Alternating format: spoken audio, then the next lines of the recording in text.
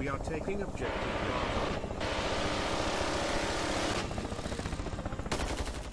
Hey guys, Satire here with another Rising Storm 2 video. This time we're going to be talking about the new Supremacy game mode.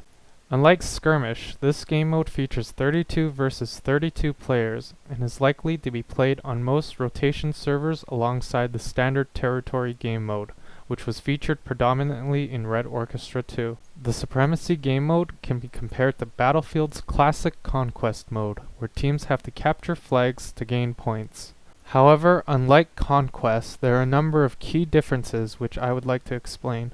In Supremacy, teams begin with an equal amount of tickets and on opposite sides of the map, with the US currently spawning near G and the PAVN spawning near A.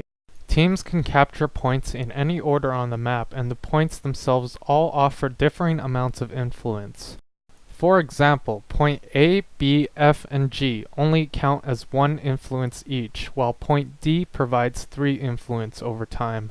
Points which are captured must also be in supply in order to contribute influence, or in other words, they must be connected to each team's main base. In order for a team to be victorious in this game mode, they must either fill the influence bar at the top by capturing points, or by completely wiping out the enemy team's reinforcements. There is also a 30-minute time limit for this game mode. One thing to note here is how the influence bar works. Both teams start with 300 influence for a total of 600 influence. However, the influence bar remains constant throughout the game. For example, if the US team held points A, B, C, and D, while the enemy held points E, F, and G, they would gain 3 influence while subtracting 3 from the PAVN side, giving them a total of 303 to the enemy's 297, which would increase over time.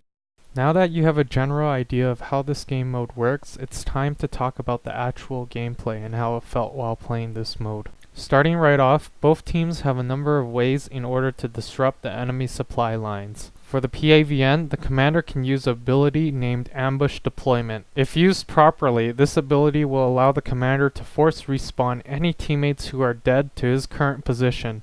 Additionally, the PAVN can set spawn tunnels, which will allow them to attack in multiple different directions. For the US team, both attack helicopters and transport helicopters will be vital in maintaining their presence on the battlefield. Despite how clustered the playable area looks at first, there are actually many suitable landing zones for the Americans to land their helicopters at. Oftentimes while playing, I noticed the Americans using helicopters to land at F and G in order to disrupt our supply lines.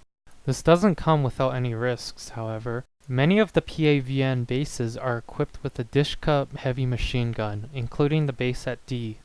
Attack helicopters are often vital in clearing these entrenched positions out. The Loach attack helicopter has a recon sweep ability that will automatically be activated upon flying over enemy combatants. This sweep can be used to locate great concentrations of enemy troops and possibly even find their spawn tunnel. While the US team is able to spawn in on their squad leaders, the PAVN are forced to rely on spawn tunnels in order to spawn near the objective. Overall, the firefights in this game mode felt shorter and less prolonged than in the standard territory game mode. Fire support roles such as the light machine gun and grenadier class felt less useful, but the RPG class was essential on the PAVN side as a soft counter to the helicopters.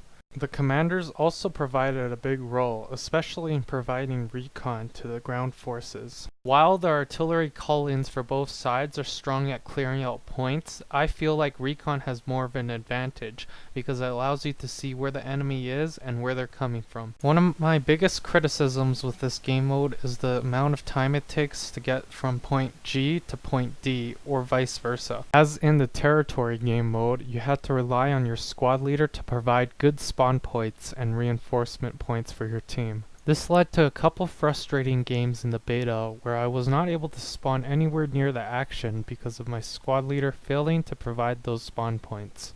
Well, that's it for now, and hope you guys liked my video. Enjoy the rest of the clips. Is there a helicopter landing right beside me? We are taking objective Delta.